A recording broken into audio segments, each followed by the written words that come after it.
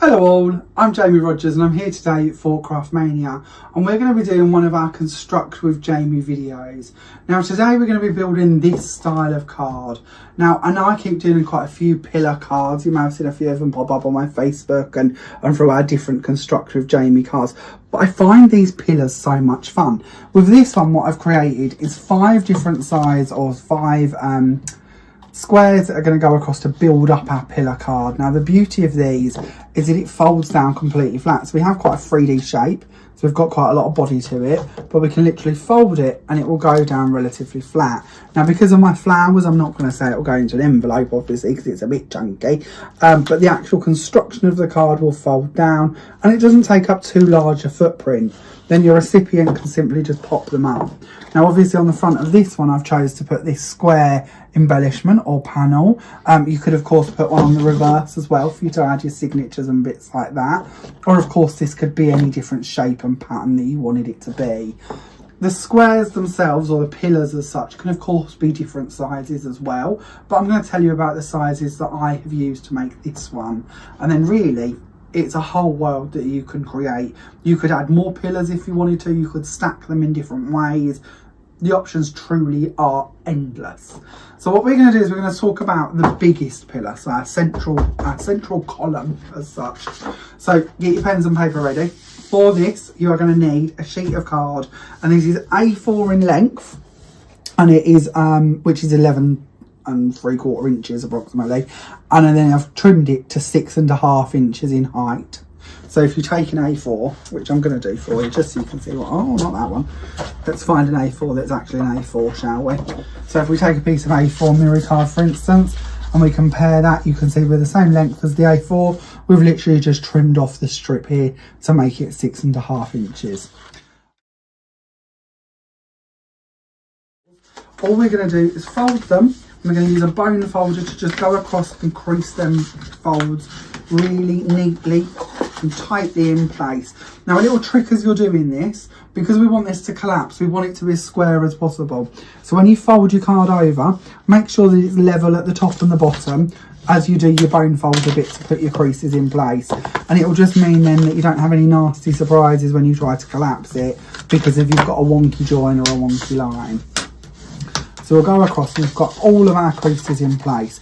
Now with this one, we're going to wrap it round. Now as I say, this 5th panel would normally be of an equal proportion. So it doesn't matter if we go on the inside or the outside, it's going to match exactly the same. But for this, what we're going to do is we're going to go and take the short panel and put it to the outside. Now the reason is we know then that we can't go any further.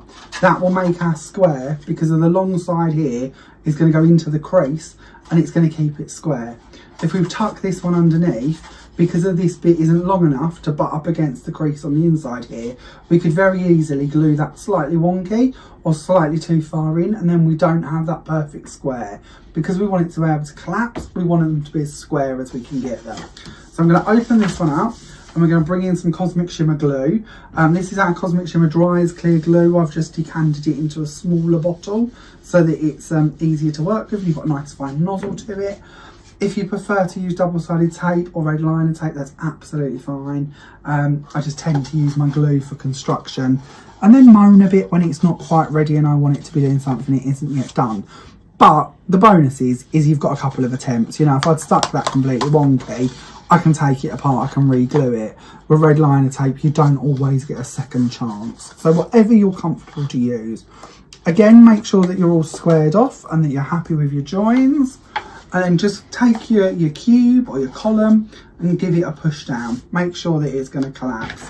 If you need to, take your bone folder and work across it again. Take it the other way as well. So we've been creasing on these 2 side lines. We're going to take it the other way and we're going to make sure it'll go flat that way. And we're going to go across the opposite 2 crease lines. Just to make sure that whatever happens, this is going to go as flat as we can possibly get it. And we're going to do exactly the same, so that's our big central column. We're going to do exactly the same with our 2 smaller columns that are going to go in the middle and our 2 medium columns that are going to go on the outside as well. So I'm going to give you the measurements for these. We're not going to make every one of them. I'll make the next one actually, because it will show you the same with the flap over. So for your end columns, so we're going to do these ones. This time you need a piece of card which is 6.5 inches high by 7.5 inches wide. So we're maintaining the same height as the central column, but we're going smaller in the actual size of it. So with our piece of card, so we've got our 6.5 inches for the height, 7.5 inches for the width. We're scored at 1.5, 3, 4.5 and 6. And that will give us 5 equal panels of 1.5 inches. So I've already scored this one, so I'm going to go ahead with my bone folder and I'm going to put them creases in so it's nice and ready to work with. The card I'm actually using for this construction is our Bright White Foundations card, which comes to us from Creative Expressions. It's not the highest GSM for card stock, and we do at Craftmania stock thicker card if you want it to have even more of a robust feel to it. But to be honest, our foundations card is quite a nice weight to work with, especially because of the strength of what we're building here. It's quite a rigid structure once constructed and glued together, so we don't have to worry too much about the weight in that sense.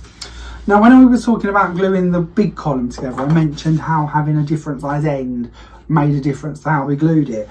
And I'll show you that with this one. If we bring this one together, because of our two end panels are the same size, it doesn't matter what way we tuck them, they're going to go to an end fold and we're going to maintain our square. So this time we'll go for the opposite side just so I can show you what I mean. We'll add on our glue and we're going to bring this one over and fold it onto the top there. I'll glue it down. So we have another perfect column. Once again, we're going to make sure that that goes flat. I'm going to go across it. I'm going to open it in the opposite direction. I'm going to go across that as well. Just making sure them creases are nice and ready to take whatever we want to throw at them. And we're going to do that so that we have 2 of these, which I already have done earlier, because we need 2 for our card. So I'll get rid of that one for the second. And then we're going to make our 2 smaller ones. So as you can see, we're getting there already. Start moving these around. I'm in bowling pins for some reason. But we have our big column, we have our 2 end columns. Now in the middle here, I might regret this, I've gone a little bit shorter. So instead of them touching the floor, I'll give them a bit of a gap at the bottom and a bit of a gap at the top, just so that you've got a point of difference between each of your columns. You certainly don't have to do that, and it will make it a little bit more trickier to make sure that they're level when we come to glue it together. So if you don't want to do that, you don't have to. Not impossible, but just another level. So we're going to talk to you about the size that these ones are. So this time we need a piece of card, which is 5.5 inches in height, because we've gone that 1 inch smaller. So we have the 1/2 inch gap at the top and the 1/2 inch gap at the bottom. And this one is by 5 inches. So we're stepping down again on the size the cube is actually going to create.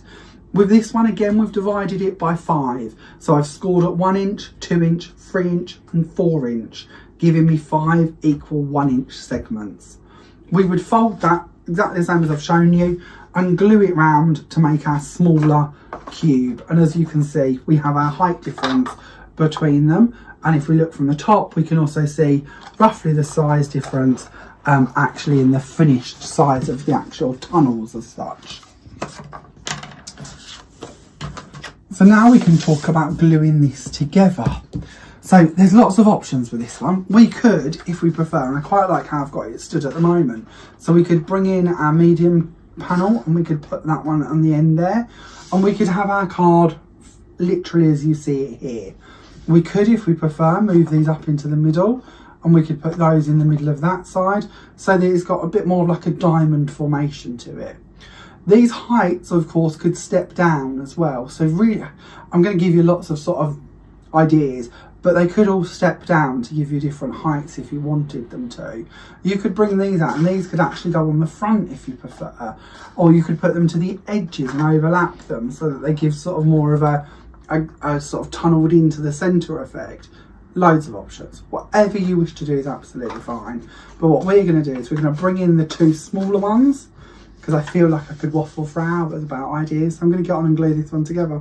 We're going to bring in our smaller pieces, so our very small tunnels, and we're going to use them on our medium ones. I'm going to pop down the box so it is flat, and we're going to aim for the middle here, and we're going to pop that in.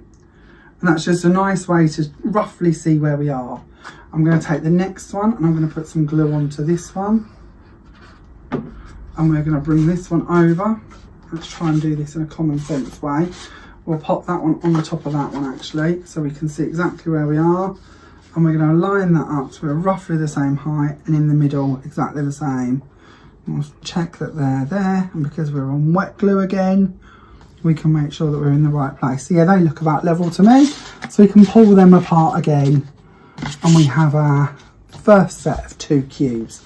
Now at this stage, you're getting the idea of our last collapsible pillar card, where we put acetates in between them and panels between them, and actually stood it up forwards and stepped down in layers. So again, similar ideas as I mentioned at the beginning. Pillar cards are great for sort of building and creating as you wish to.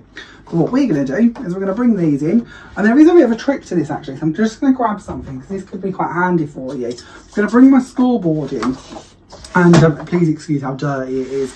This thing is well and truly used and abused. It's my Vatson Creative scoreboard, but what I'm trying to show you is if we use the lip at the actual, this is the top of it, but I'm going to use it so I can see it. I'm going to put my big pillar on there.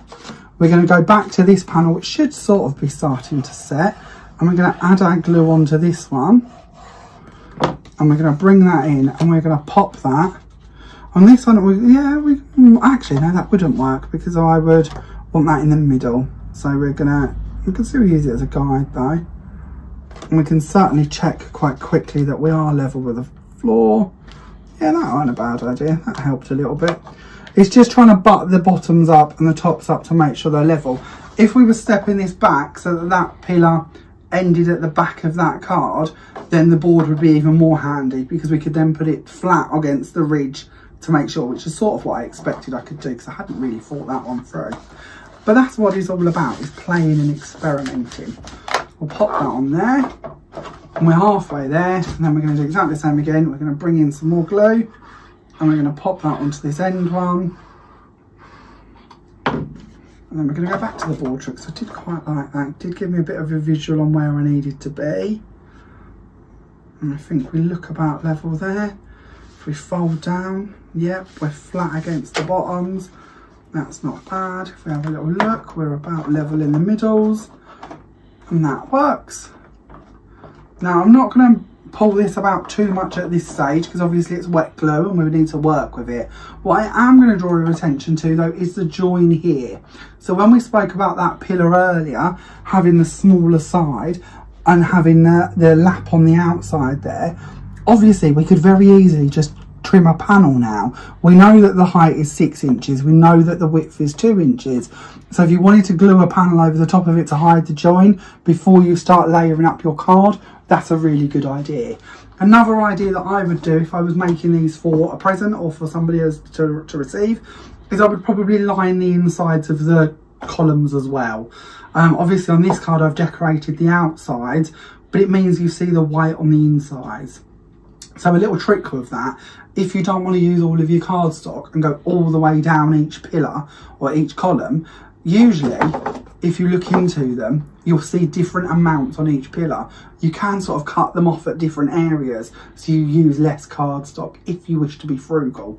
You certainly don't have to. If you want it to have a quality finish, then feel free to go all the way to the bottom of them. But it's just a nice way to know that you can save a few pennies and make it look quite nice. If you preferred, you could use something like one of our metallic gilding polishes on the inside, or you could use a coloured card or a pattern card instead, so it's already coloured for you with a pattern or a colour shade. Now I hope you've enjoyed this, and I hope to see lots of these appear on our Facebook group. If you haven't joined our Facebook group already, please do come along and share with us your creations. It's called Create with Craftmania and Jamie Rodgers. It's a closed Facebook group, so just join in, join up to it, and we'll ask a couple of questions, nothing taxing, I assure you, and then we'll accept you. You can come on in, and as long as you follow the rules, you can share with us anything you'd like to regarding creations like this, and I personally would love to see what you do, so please do come and join in. All of the supplies, all of the decorations, everything you see that I have used, cardstock, glues, embossing panels, front panels, everything is available at Craftmania. Our website is www.craftmaniacrafts.com.